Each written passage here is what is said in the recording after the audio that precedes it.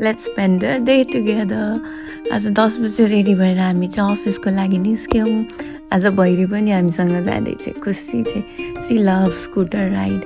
अनि हामी पुग्यौँ मामाघर। पर्क्स अफ ह्याभिङ मामाघर राइट नेक्स्ट टु अफिस।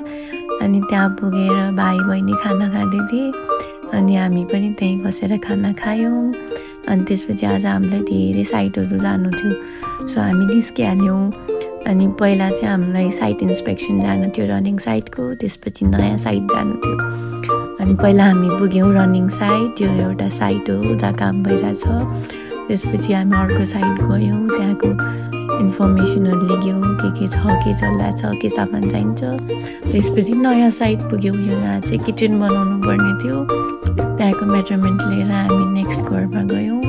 यो फुल इन्टेरियरको लागि थियो। अनि म घर आएर काम गर्न थालेँ। अफिस खोल्नलाई अलि टाइम थिएन, किनभने आन्टीले मलाई लाइसेन्स रिन्यू गर्न जा भन्नुभयो। अनि आन्टीसँग गएँ म, यति लामो फाइनली लाइसेन्स रिन्यू भयो।